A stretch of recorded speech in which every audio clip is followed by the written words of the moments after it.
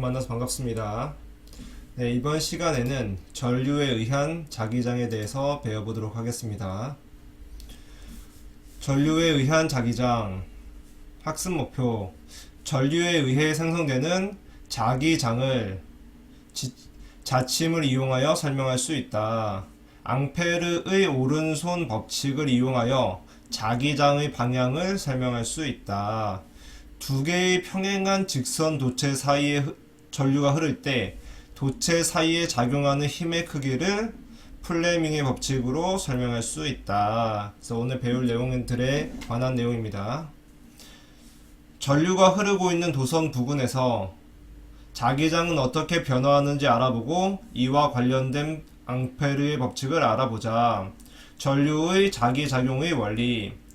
도선에 전류가 흐르면 그 주위에는 자기력선, 즉 자기장이 형성된다. 아주 중요한 내용이죠. 전류가 흐르면은 그 주위에 자기력선, 즉 자기장이 형성된다. 이러한 현상을 전자작용 또는 전류의 자기작용이라고 한다. 전자작용 또는 전류의 자기작용이라고 한다. 그림 2-21과 같이 수직으로 서 있는 직선 도체에 직류 전류를 흐르게 하면 도체 주위에 형성된 자기력선은 도체를 중심으로 동심원을 그리고 자기력선의 방향과 세기는 전류의 방향과 세기에 따라 변화한다. 이때 자침을 도체 주위의 원둘레 상에 놓으면 자침의 N극이 자기력선의 방향을 가리키고 항상 자기력선 원둘레의 접선 방향을 가리킨다. 접선 방향. 그래서 밑에 이제 그림이 나오죠. 이렇게 도체에 전류가 흐를 경우 그 주변에는 자기장이 발생한다는 겁니다.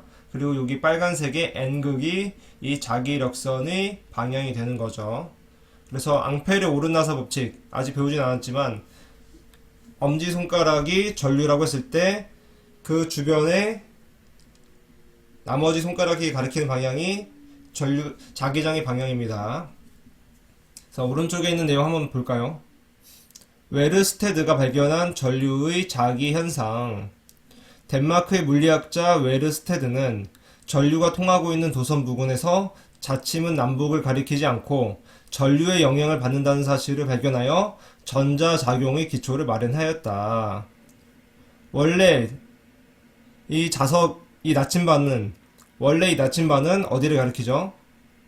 N극이 북쪽을 가리키고 S극이 남쪽을 가리키죠. 근데 이 나침반이 이 전류가 흐르는 도체 주변에만 가면은 이 N극이 북극, S극이 남극을 가리키지 않고 다르게 움직이는 거예요. 그래서 이거 좀 이상하다. 그래가지고 이제 연구를 하여 보니까 전류는 자기장을 만드는구나 라는 것을 발견하게 된 거죠. 그 아래 부분도 보면은 도체 흐르는 전류 방향 표시 방법.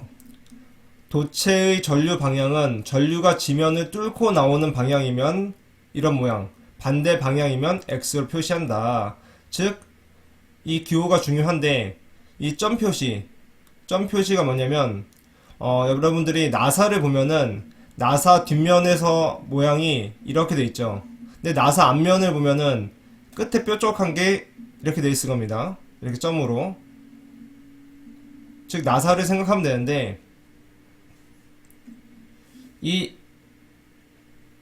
이런 모양은 전류가 들어가는 걸 표시하는 거예요. 전류가 들어가는 거. 근데 얘 같은 경우는 전류가 나오는 걸 표시한 겁니다. 즉 얘 같은 경우 점이죠. 그러면은 이 부분으로 전류가 나오는 방향으로 흐르고 있다 라는 거고, X로 돼 있으면은 전류가 들어가는 방향으로 흐르고 있다 라는 겁니다.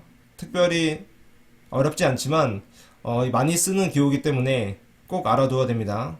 이것도 아마 전기기기 시간에 미리 배웠을 거라고 생각해요. 그래서 이제 다음 페이지로 한번 넘어가도록 합시다. 앙페르의 오른손 법칙에 의한 자기장의 방향. 그림 2-22와 같이 직선 도선에서 전류의 방향은 엄지손가락과 같은 오른나사의 진행 방향으로 흐르며 자기력선의 방향은 도선을 쥔 나머지 네 손가락의 방향, 즉 오른나사가 회전하는 방향과 같다라는 겁니다. 지금 이 그림을 보면은 엄지손가락 방향이 전류의 방향이에요. 전류가 이렇게 흐를 때 자기장은 이 나머지 손가락들의 방향으로 이렇게 도선을 원둘레로 이렇게 흐르는 모양이 나오죠. 그래서 이것이 오름낮의 법칙이다. 다르게 보면은 이 나사로 봤을 때는 나사가 들어가는 쪽이 전류의 방향, 그리고 나사가 회전하는 방향이 자기력선의 방향이 되죠. 그래서 오른쪽에는 또 아까 들어가고 나오고 들어가는 모양이 있죠. 이거는 점이니까 나사 끝부분이라 볼 수 있죠. 그럼 나오는 거, 전류가 나오는 거. 오른쪽은 X니까 전류가 들어가는 거죠. 그래서 나오는 거를 보면은 자기를 이렇게 가리켜 보고 나머지 손가락이 자기장의 방향이다 라는 걸 알 수 있고, X 같은 경우는 여러분 눈에서 나가는 쪽으로, 즉 들어가는 거죠. 이런 모양으로 해서 나머지 전류의 방향을 해보면, 나머지 자기장의 방향을 해보면은 값이 나옵니다. 방향이 나옵니다. 밑에도 똑같은 앙페르 오르나서 법칙인데,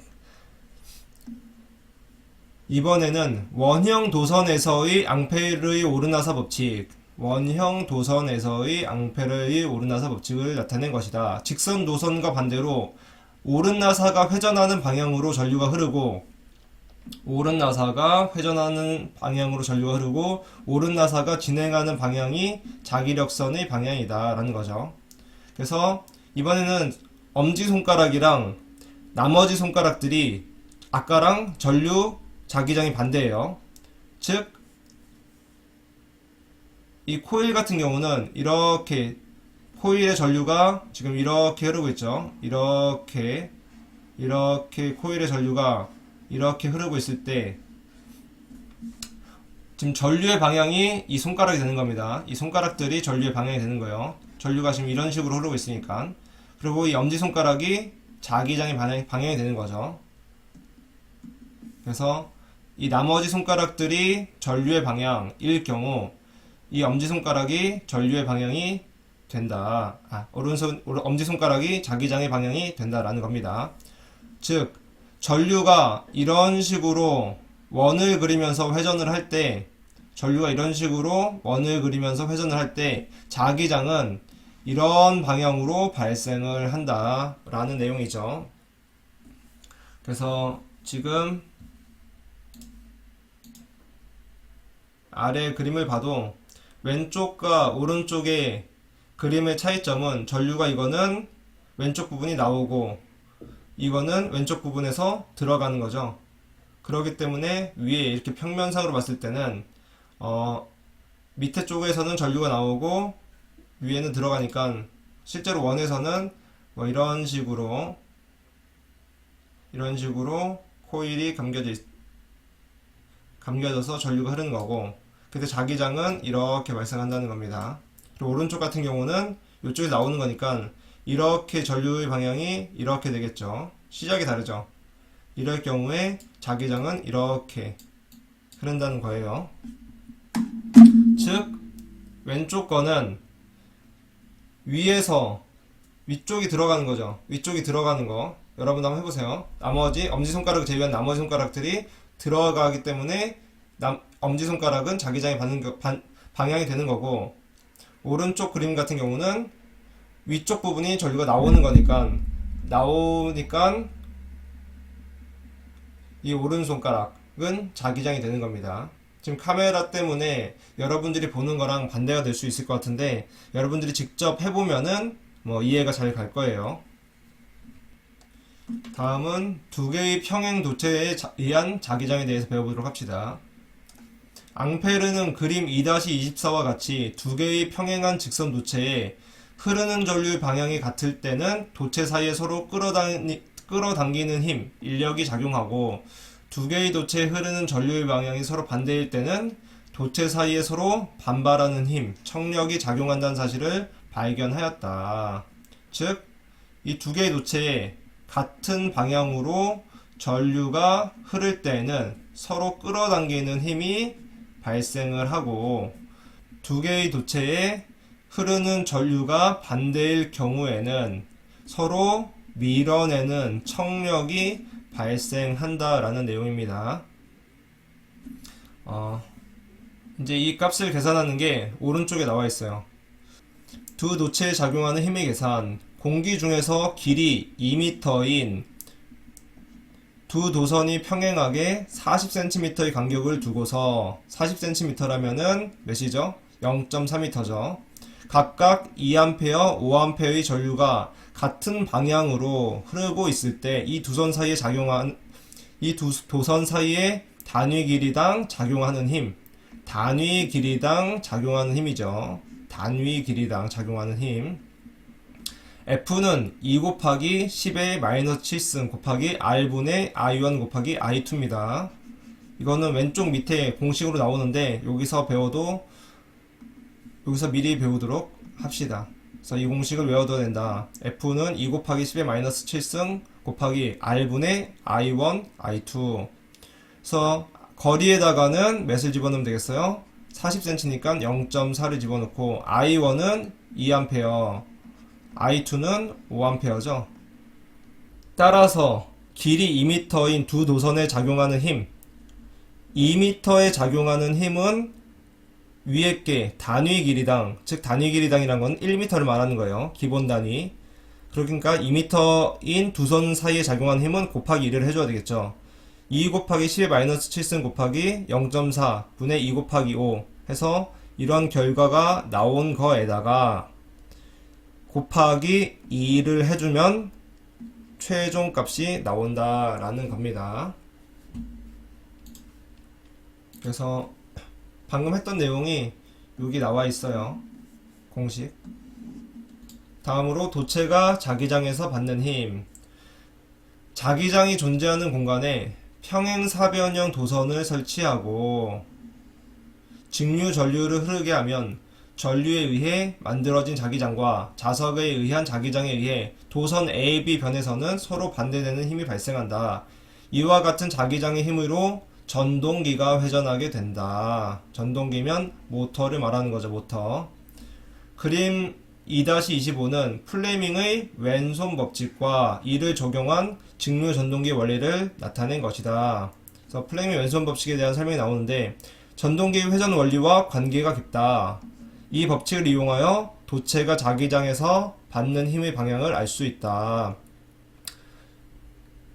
도체가 자기장에서 받는 힘의 방향을 알 수 있다. 이게 중요한 겁니다. 도체가 자기장에서 받는 힘의 방향을 알 수 있다. 이제 배울 내용이지만 우리가 플레밍의 오른손 법칙이 있고 왼손 법칙이 있어요. 그래서 오른손 법칙은 발전기, 그래서 왼손은 전동기, 그래서 오른손부터 발전 이렇게 외우죠. 발전, 오른손부터 발전. 여기서 잠깐 플레밍의 왼손 법칙과 오른손 법칙에 대해서 한번 정리를 하고 넘어갈게요. 플레밍의 오른손이 있고 그 다음에 왼손 법칙이 있습니다. 이 오른손 법칙은 발전기에 관한 내용이에요. 발전기. 왼손 법칙은 전동기에 대한 내용입니다. 발전기 하면은 결과적으로 뭐가 만들어지는 거예요? 즉 전류가 흐르게 하는 거죠. 전류를 흐르게 할 수 있게 해주는 힘을 유기기전력이라고 합니다. 즉 유기기전력 E는 VBL 사인 세타 라는 공식이 있어요. 그래서 이 VBL 사인 세타는 E 라는 공식이 플레밍의 오른손 법칙이고 왼손 법칙은 전동기에 관한 법칙인데 전동기는 뭐가 중요하죠? 모터, 즉 회전하죠. 즉 힘이 필요합니다. 힘. 그래서 F는 IBL 사인 세타 라는 공식이 나옵니다. 그래서 발전기는 유기기전력, 전동기는 힘. 이 두 개가 중요한 거예요. 결과적으로. 근데 두 개의 공통점이 있어요. 일단 둘 다 이 자기장이 기본적으로 존재합니다. 이 자속밀도죠. 자속밀도 B는. 자속 밀도. 일단 자기장이 존재해야 돼요. 자기장이 존재하는 공간에 V는 뭐냐? 도체가 회전을 하는 거죠. 여러분 기기 시간에 배웠겠지만 도체가 회전을 하는 거예요. 도체가 회전을 하는 거. 이 도체가 회전하는 속도죠. 속도. 도체가 회전하는 속도. 뭐 여기서는 움직이는 이라고 합시다. 실제 발전기에서는 회전을 하지만 이 L은 뭐예요? 도체의 길이. 그 다음에 사인 세타는 사인 세타에서 이 세타 사인 세타는 이 도체가 움직이는 방향과 자속 밀도와의 방향을 말하는 겁니다. 이거 뒷부분에 나와요. 일단 여기서는 도체가 움직이는 방향과 자속 밀도와의 각도라고 생각하면 됩니다. 그래서 VBL 사인 세타에 의해서 유기기전력이 유도기전력이죠. 뭐 유도기전력, 유기기전력 비슷한데 유도기전력이 발생한다 라는 내용이고, 왼손의 전동기에 관한 법칙은 똑같아요. 자기장이 존재하는 공간에 즉 자속 밀도가 있고 그 다음에 전류가 흐를 때 어디에 전류가 흘려요? 도체에 전류가 흐를 때 도체에 흐르는 전류 L은 앞에랑 똑같이 도체의 길이입니다. 그 다음에 사인 세타도 똑같은 내용이에요. 그래서 IBL 사인 세타는 F다. 즉 자기장이 존재하는 공간에 똑같이 도체가 존재해요. 근데 이 도체를 움직이면은 이 도체에 전류가 생기는 게 발전기고, 즉 플레밍의 오른손 법칙이고, 자기장이 존재하는 공간에 이 도체가 있는데 이 도체에 전류를 흘려주면 이 도체가 움직이는 거예요. 움직이는 거. 그게 플레밍의 왼손 법칙, 전동기의 원리입니다. 즉 똑같이 자기장이 존재하는 공간에 도체가 있고 이 도체를 움직여주면은 이 도체에 전류가 흐른다. 즉 유도기전력이 생겨서 전류가 흐른다는 게 발전기. 이 도체에 전류를 흘려주니까 얘가 움직인다 라고 하는 게 전동기의 원리입니다. 즉 원인과 결과가 다르죠. 발전기는 얘를 움직여주니까 전류가 흐르는 거고, 전동기는 얘에 전류를 흘려주니까 움직이는 거죠. 이해됐나요? 그래서 원리는 이렇게 미세하게 조금 다르지만 나머지 외부적인 환경이 거의 비슷합니다.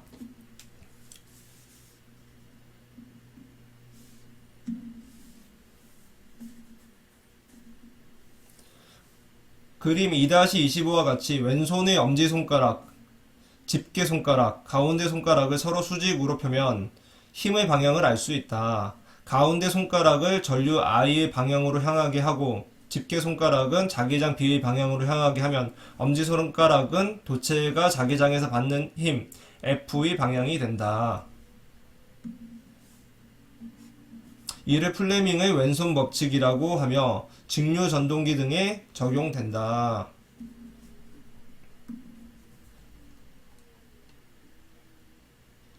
그래서 이제 그림을 보면은 이제 플레밍 왼손 법칙이 나오고 오른쪽에 직류 전동기가 나오죠. 그래서 자기장의 방향이 검지, 그 다음에 전류의 방향이 이 중지. 그래서 이 두 개를 알 경우 힘의 방향을 알 수 있다라는 거죠. 이 힘의 방향이 뭐예요? 전동기가 움직이는 방향이 되는 거죠. 즉 여기서는 도체가 움직이는 방향이 되는 겁니다. 도체가 움직이는 방향. 그래서 지금 아래 그림을 보면은 이렇게 자기장이 이렇게 가고 있죠. 그리고 전류가 이렇게 나오는 방향으로 있을 때 힘은 위쪽으로 간다는 겁니다. 그래서 여러분들이 왼손으로 한번 이 두 개, 자기장의 방향과 전류의 방향을 맞춰보세요. 이 두 개를 맞춰보면은 엄지손가락이 위쪽을 가리킬 거예요. 이렇게 한번만 할 수 있죠. 자기장, 전류가 여러분 안 보이지만 이 전류가 이렇게 됩니다. 그러면은 엄지손가락이 힘의 방향이 되는 거죠. 즉 검지랑 중지, 손가락을 자기장과 전류의 방향에 맞게 방향을 잡고 그때 엄지손가락이 가리키는 방향이 힘의 방향이 되는 거예요. 그래서 이렇게 직류 전동기의 원리를 보면은 N극에서 S극으로 이렇게 자기장이 발생을 하죠. 그때 이 도체에 흐른 전류는 A변이랑 B변이 방향이 반대예요, 당연히. 여기는 이런 방향이고 여기는 이런 방향이죠. 즉 자기장의 방향은 같지만 이 전류의 방향이 반대이기 때문에 한쪽은 올라가는 힘이 발생하고 한쪽은 내려가는 힘이 발생하는 겁니다. 그래서 A변은 위로 올라가고 B변은 밑으로 내려가니까 당연히 얘가 회전을 하겠죠. 회전을 하고 그 다음에 A변이 B변의 위치에 오고 B변이 다시 A변의 위치로 오니까 또 이쪽은 왼쪽은 위로 오른쪽은 내려가는 힘을 받아서 계속 회전을 하는 거예요. 그게 전동기의 원리가 되는 겁니다.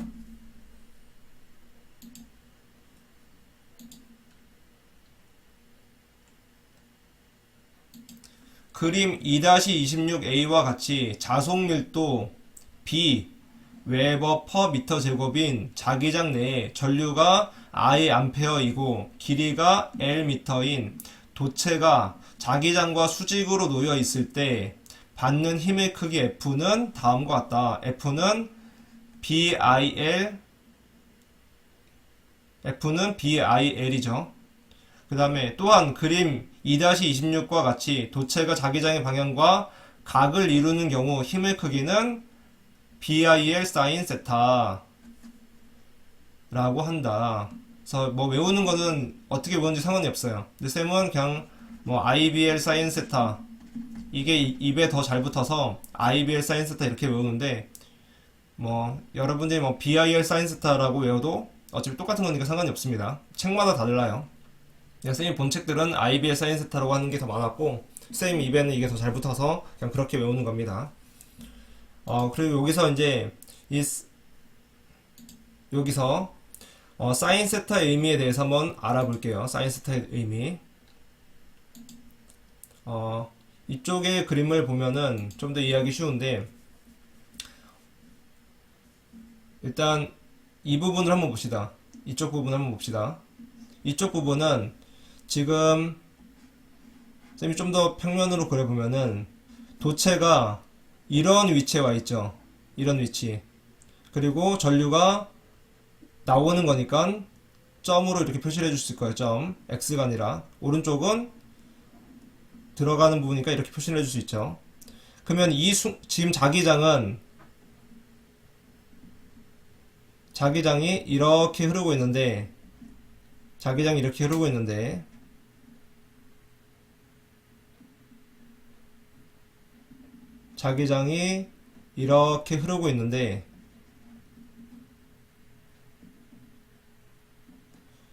도체의 운동 방향은 어때요? 위로 가고 있죠. 이 순간적으로는 이렇게 위로 가고 있습니다. 그때 이 각도를 세타라고 하는 겁니다. 즉 사인 세타가 지금 몇이겠어요? 이 순간에 세타는 90도죠. 즉 사인 90도는 1이 되는 겁니다. 즉 BIL 곱하기 1이 되니까 BIL 값이 그대로 나오는 거예요. 즉 이게 최대값이 되는 겁니다. 최대값. 즉 도체의 운동 방향과 자기장이 이루는 각도가 90도일 때 최대가 된다라는 거예요. 최대. 그럼 이 도체가 좀 더 이동을 해가지고 이렇게 이동을 해서 이 부분에 왔어요. 이 부분에 왔어. 그러면은 얘는 순간적으로 이렇게 움직이겠죠. 운동 방향이 이렇게 될 겁니다. 근데 지금 자기장의 방향은 N극에서 S극으로 이렇게 가죠. 그러면은 이 이루는 각도가 이루는 각도가 몇 도가 되겠어요? 예를 들어서 45도라고 한번 해봅시다. 45도 사인 45도는 사인 45도는 몇이에요? 루트 2분의 1이죠. 즉 값이 아까보다는 줄어든 겁니다. 그러다가 이 도체가 이렇게 회전을 해서 뭐 이 부분에 왔어요. 그럴 경우는 자기장의 방향과 이 도체의 이동하는 방향이 서로 같죠. 즉 세타는 0도가 된다. 즉 값은 0이죠. 즉 BIL 최대값 곱하기 빵 하면 뭐가 나오겠어요? 0이 나오겠죠. 즉 자기장은 여기 다시 지워볼게요.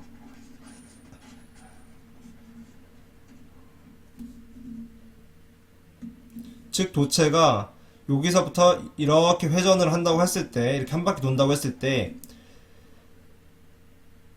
이 힘의 세기가 가장 최대가 되는 부분이 이 부분이 최대가 되고, 그 다음에 최저가 되는 부분이 최대고, 최저가 되는 부분은 이 부분이 최저가 되겠죠. 최저. 지금 이해가 가나요? 즉 도체의 운동 방향과 자기장이 이루는 각도에 의해서 이 도체에 받는 힘이 바뀌는 겁니다.